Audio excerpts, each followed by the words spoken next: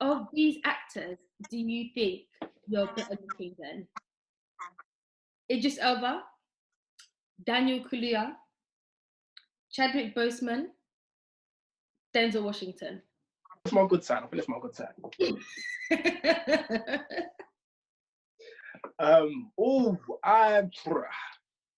Obviously Daniel's man them, so you get me. Like, I feel like we're equally good looking.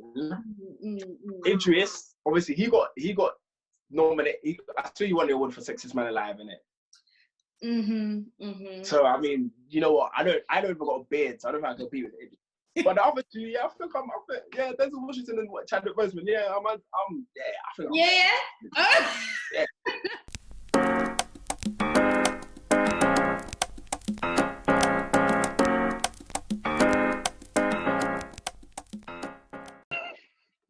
What you been up to? How you been? Hey, I've been alright, man.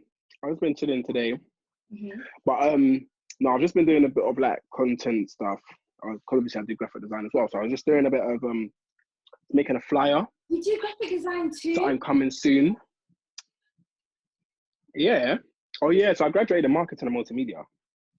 I didn't actually go to drama school or anything like that. Okay, so you host, you're a presenter, yeah, actor, and now you're also graphic designer. Maybe you instrument as well. I mean, okay. So Alvin, tell us a little bit about yourself. A little bit about myself. Well, supercalifragilisticexpialidocious.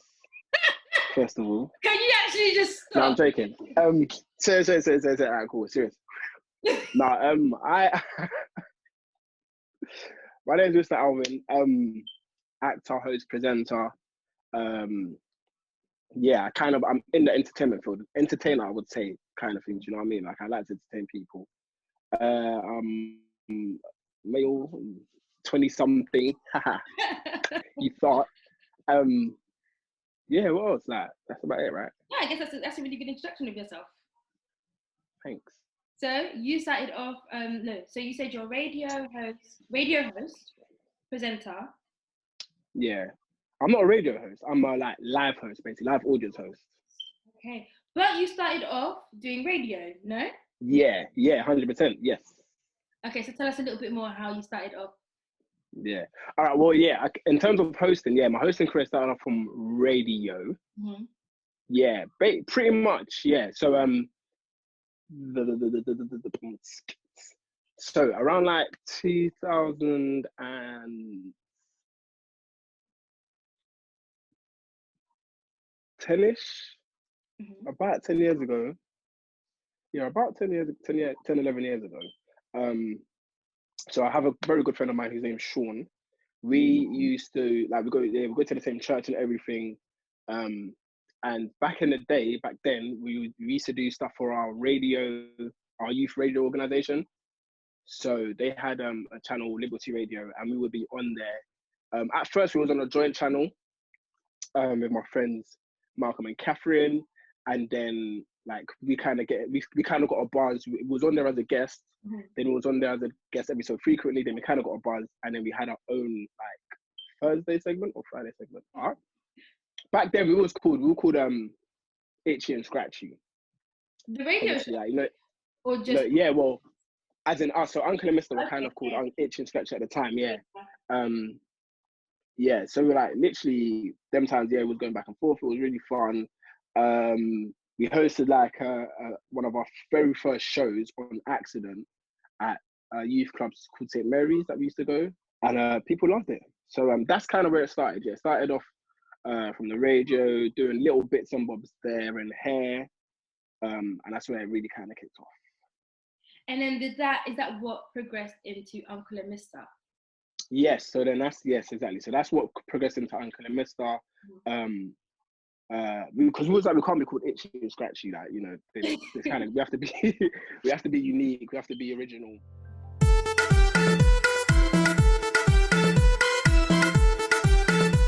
Yo, what's good? What's going on? What's happening? I'm Uncle, I'm Mistar, and together we are Uncle and Mistar, and you're watching the Uncle and Mistar Show. like, so we started doing our YouTube channel, which was Uncle Mistar TV. Yeah. So, and from there we was going around, just literally hitting the streets, chatting to people, asking them random questions, and then would have an interview segment with an artist. So we'd have our 60-second interview that would give them questions. They'll hit us up with their answers. A bit like a get to know me, but in 60 seconds, which was cool. So yeah, it was just fun times. And hosting wise, we was literally trying to host everything. So I think not even host, about presenting, like backstage presenting as well. That's what it was really about. It was really about presenting, hosting, kind of, yeah. That was the angle. So the very first thing, yeah, definitely Ant and Deck, like a black Ant and Deck thing. So one of the very first things that we did was we used to do a show called Afro Beats Live. That was put on years ago. That was like DJ Branty, May 7 at the time. They used to put on this event at the Jazz Caf. So we used to do our little presenting stuff there, which was lit. Like, met so many artists, Kwanzaa Flavor, Mr. Silver. This is when everyone was on the come up. Like, everyone was on the come up. Where did this love of presenting come from? Okay. So I guess the love of presenting, love of hosting, kind of just came from wanting to entertain, wanting to make people smile, wanting to make people laugh. So obviously I've always been acting from young, and I felt like because I wasn't getting paid to act, or because I wasn't acting constantly, the only other thing I could do to release my creativity or my entertainment or this will to do that was hosting and presenting. And it would allow me still to be on camera, it would allow me still to be on stage, just in a different way. And I feel like the love probably just grew from me being able to do that. And I think what helps as well is that the fact I've done acting, the fact I do acting, and the fact I've like danced, and I've danced to a degree of like being on shows, it's like I can merge all this together. So when I'm on stage, I'm just like, yo, boom, I could do this. Oh, you didn't know I could do that? Yeah, because I'm not average. Oh, I could do that. Boom. Oh, you didn't know I could do that? Yeah, because I'm sick. But I guess it was just a thing like, I feel like, and what I realized sometimes when I watch my videos back is I love people's reactions to stuff. So like where I'll be performing or I'll do something and like the crowd laugh and I'm like, that's what makes me happy. Who is this already?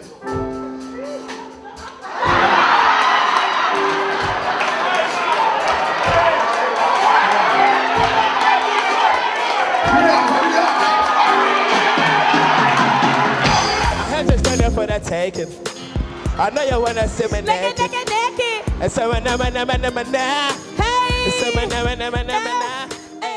you get it? Not even like because what I'm doing sick, but because people liked this, people felt happy when they watched this, people felt joy, people smiled, people laughed. So I guess that's where it all kind of came from. And why don't you speak about acting as much though? Because I know you more for presenting than I do about acting. I had a conversation with my mate actually. I think it stems from, okay, so I feel like with me, I have this mad love for acting. And I feel like where I have such a mad love for something and I feel like I'm not as good as I used to be, or I still need to do work, I always become like a perfectionist in that area. So I like to keep it very close to heart until I can really show, boom, this is why I do it. So I feel like with acting, so it's so weird because, all right, cool. I was acting from like year 6. And I remember like so many times I was meant to be part of a play them times, but obviously being in the African household sometimes it's not always that from young. Like it's more, education is for your education down, find a job, go uni, find a job or whatever. So from young, I was always just kind of performing just little by little. Then I got into drama school. So I got into Rose Bruford Drama School to study American Theatre Arts. Oh, nice. Yeah, but I didn't go. I didn't go, and I feel like there's various reasons. I feel like as I got older, I realized a lot more reasons. At the time, obviously being of an African household, like doing a degree like that doesn't look like a degree. Yeah. So doing something like American First is like, oh, you're going to drama school, like it's not you're not gonna grad, like you're not gonna get a certificate, shake hand degree kind of thing. Yeah. So that played on my mind.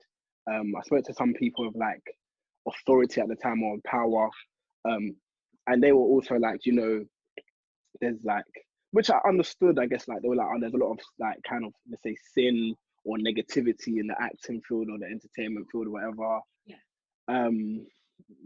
Yeah, that's another thing. And then I guess, yeah. Say that again. It's interesting that you bring up balancing your dream with Christianity. Yeah. I'm a Christian, innit? So it's like that is, that's what I believe. So I guess a lot of it made sense because at the end of the day, you want to do things that please God. Yeah.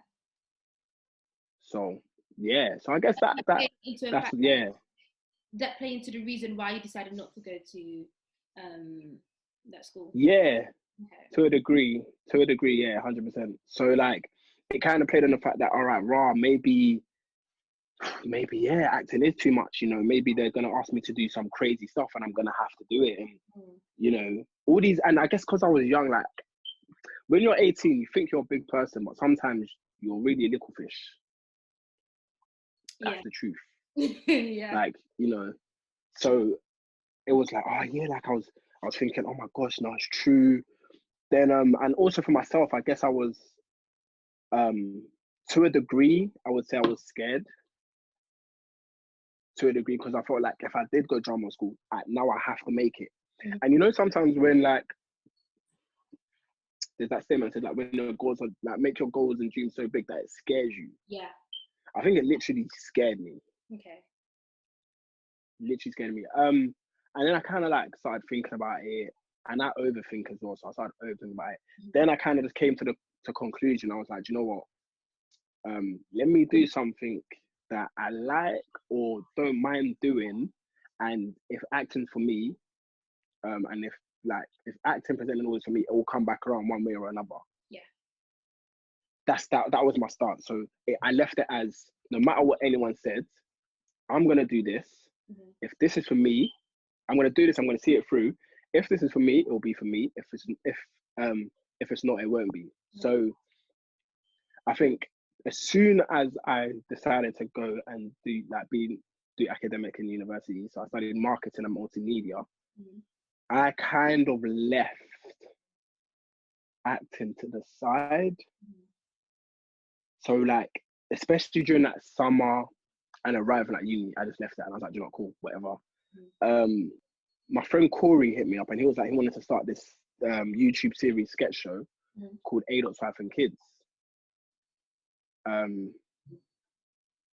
I was like, yeah, I'm down. So obviously in that, I'm acting as adult son, African child, so I was kind of like, cool, But for me, I didn't really see that as acting. I just saw that as having a bit of fun. But it started generating a lot of views at the time. Yeah.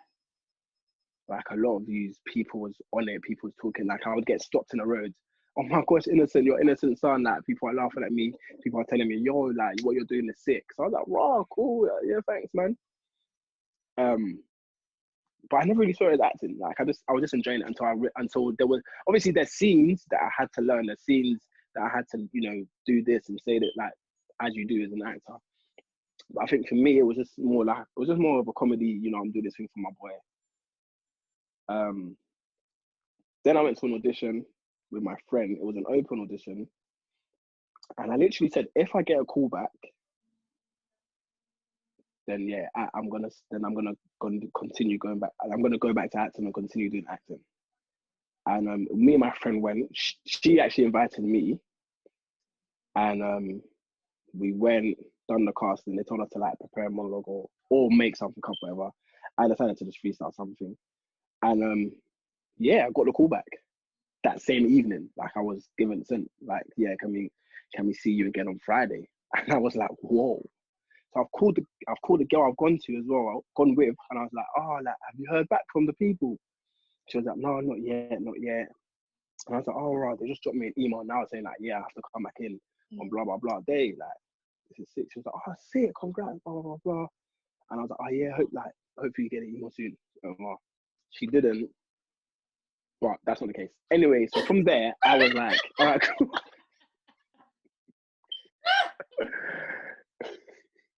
Okay, and then?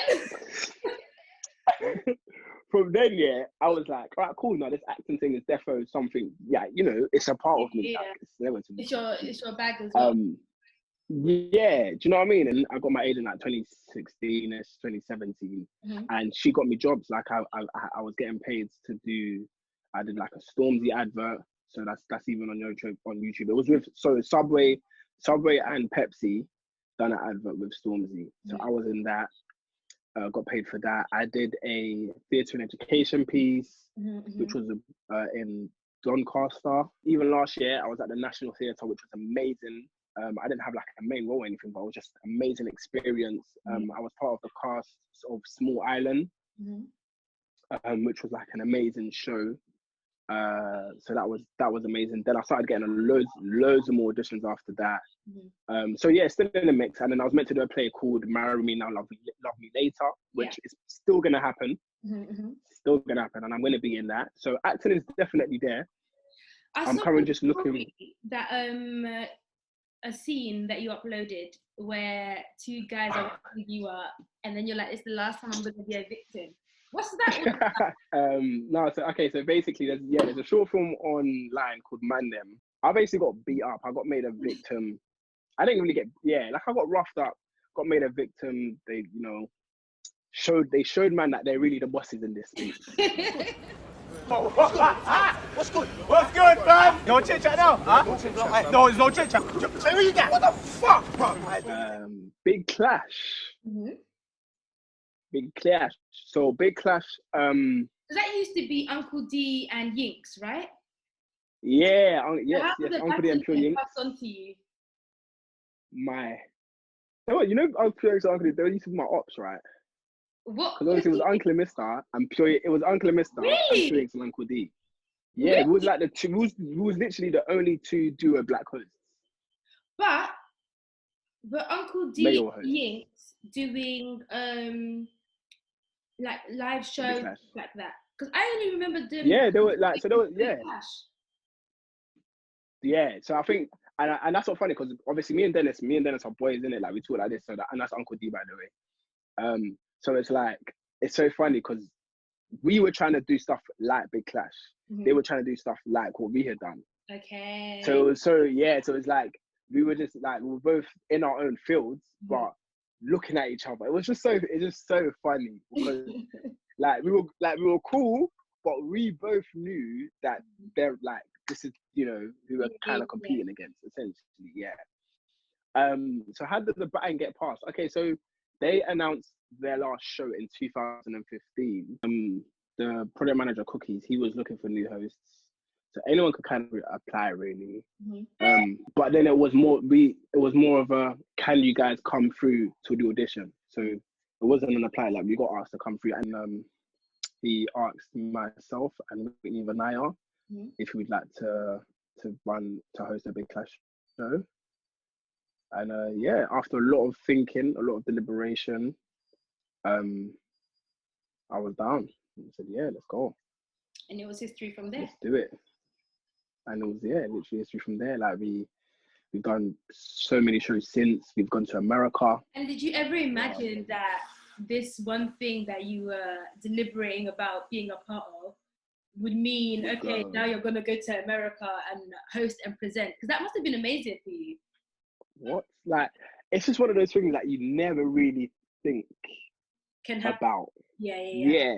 Like, you know, like, it's weird because, like, I would think, all right, cool, one day I want to do the MOBAs, or, I want to host the Oscars, or, like, all these massive ones, which are, like, scary. But then something like, the Big Clash. Like, I've actually I'm an international host. Like, I've hosted. International host. You can put that on your CV now. On the CV. Do you get it? Like, so when you deep it, it's like, yo, I've literally just hosted an event and gained new, like, supporters, new friends. Do you get it? it's mad. Like some of them I still talk to today. Like some people that was on the team. Who would you say inspires you all round in your career? All round in my career, be it acting, presenting, inspirations. I feel like all round everything. Obviously, God first of all. But in terms of like actual inspirations and personalities, I would say definitely Jamie Foxx and James Corden. Okay. I feel like they're both in the fields I want to be in, and they're both multifaceted. So like, you know, Jamie Foxx, he sings, he can rap, he acts, he's a comedian. Do you know what I mean? And he's done each of those things, and he's done them very well. Yeah. Personally, that's what I think. And James Corden, like, he's able to present. He mixes his presenting with his acting. He, you know, he's done acting. He's gone from the UK to America and not had to change, like, not had to have an American accent. Yeah. And you're still popping on. You get it? Like, you have your own show as a Brit in America. We spoke briefly, I think it was 2 weeks ago, maybe a week ago, and you mentioned how about a week ago. You spoke about having sickle cell and having to balance that with your career. Yes. Do you want to talk about that? Yeah, why not? We can. It's part of the goal. It's part of the purpose as well. So, and I feel like that's why I'm always techie when I talk about stuff. I think one of my main aims is to change the perception, change how people feel, how people talk about sickle cell, and just kind of create comfortable conversation around it, you know. As we do with anything else, like, you know, people talk about cancer, people talk about thalassemia, people talk about AIDS, HIV, all these other diseases, like sickle cell should be spoken amongst it. Because it's important, especially amongst the Black community. And I feel like a lot of people in the Black community don't know about it. And if they do, they don't know much about it. A lot of people don't know their genotype. But how I balance it is, I couldn't say there's one way, purely because sickle cell can be very spontaneous and very instantaneous. So I think the best way I can balance it is by drinking a lot of water, so staying hydrated consistently, staying warm during cold periods. The reason why is because a crisis, which is what it's called, like, so the episode is called a crisis, usually happens in winter. So because of due to cold, I do my best to keep myself stress-free, because stress is another trigger. Okay. Like I said, hydrated as well, because dehydrated is another trigger.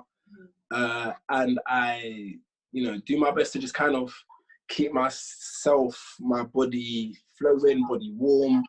Do the most I can do, really, because there are times where you do all those things and you still get a crisis, purely because, you know, like, anything could happen, just anything. You might have drank too much or whatever. So it's like, it's hard, but I do thank God a lot, because I used to have frequent crises at a point, but now it's like maybe, you know, every so often. So yeah, but me, I feel like I'm a fighter as well. Like, I've been on stage, like, I've hosted. I feel like maybe even the show you came to, I was hosting Off With Love, I was probably in pain, but I just made sure I was just drinking a lot of water. And every time I went on the stage, I would just, you know, do what I had to do. Like, it was so mad, because it's like, I felt like I was acting, because I felt like every time I had gone on stage, I wasn't me. So I wasn't even feeling the pain, until as soon as I step off that stage, I'm like, yo, let me just chill, lie down, have myself. So yeah, like, I kind of just, I use my faith a lot as well. Like, I, you know, literally just, like, I tell myself, all right, cool, stay healthy, stay positive, don't think about it, and you'll be all right. Yeah, so because a lot of people don't know about sickle cell, us at TSS, we kind of, like, we want to let the young people know, like, I maybe looked at everything around sickle cell. There was just no one around our age that made it cool to talk about, or made it a thing to talk about. Some people did, some people tried to, but there's so many levels to it, and we're trying to find ways to kind of, you know, like, get out there, get people talking about it, get people realizing that, you know, it is in the black community, and it can get far. Like. So we are going to enter the final part of the interview, which is the quiz part. It's been super interesting. Got a quiz. I got a quiz for you. Quiz. So just answer truthfully, all right?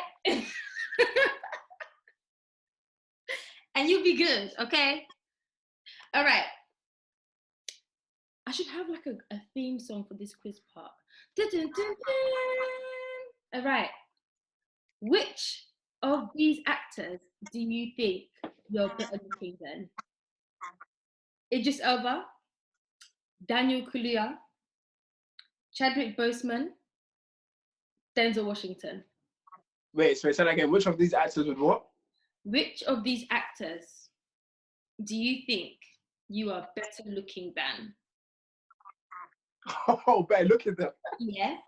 Yeah. With options. Daniel Kaluuya. Chadwick Boseman.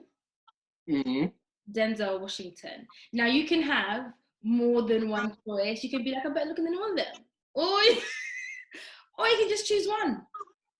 What's my good side? I think that's my good side.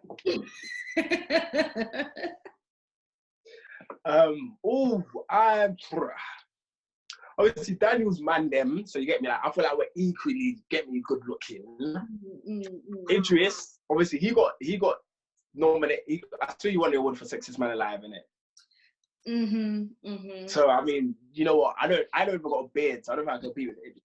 But the other two, yeah, I think Denzel Washington and Chadwick Boseman. Yeah, I think. Big Camber, yeah. Next one. In which film, as a main actor, do you think you would have done a better job? So,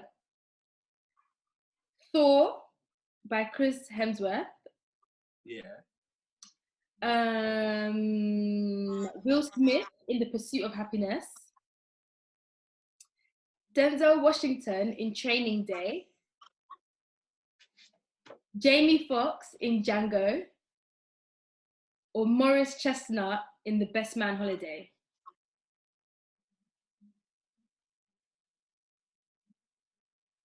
Can we pretend that froze? What? No, what kind of what? You couldn't even like give me like an actual dead film that you know. Who do you think you would have made a better lead as? They all done amazing jobs. But who do you think you could have been like, I could do better than you? That could have been me.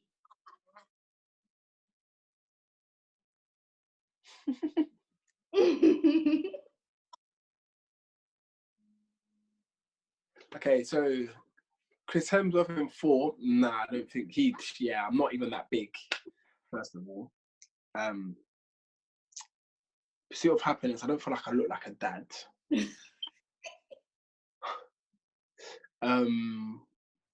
Django, that's some deep history, so nah. Best Man's Holiday. It's gonna have to be that one. It's gonna have to be. You missed out Training Day, Denzel Washington. Oh yeah, Denzel Washington Training Day.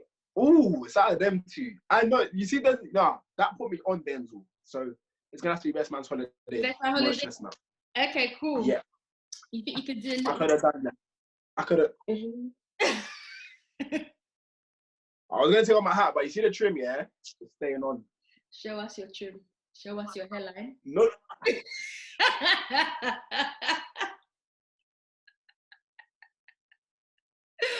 Alright. In the spirit of clashes right now. Oh yeah. In the spirit of music clashes and more. Out of these films, you got to choose your favorite.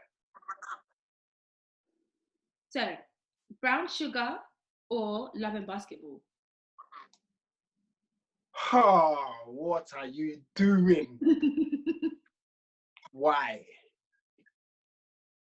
I love a basketball. Love and basketball. I have to go love and basketball. Oh, Brown Sugar's a good one, you know. Brown Sugar's a good. Ha. Because of the basketball element, love and basketball. Why? Because of the basketball element. Yeah. You play basketball? I don't play, but I can play. I like it. I enjoy watching it. Okay. American Gangster or Training Day? Oh my days. Oh my days. Oh my days. You see that Training Day is like nostalgic, but it's also a very sick film. And then American Gangster is just raw. It's like lessons are being taught in that. Training Day. Training Day? Yeah. I feel like maybe you should give us a bit of show us an excerpt of Denzel acting. Give us a little bit of, you know. You're not frozen. Stop it. No, you put me under pressure. I ain't doing that. No. Give us your best impression of Denzel. No. My man. That is Oscar Award. Oh, thank you. Thank you. I accept my Oscar. You give an Oscar Award for that. Last one. Law-abiding citizen or man on fire? Or what? Man on Fire? Mm-hmm. Like Law-abiding citizen. That's one of my favorite films. Really?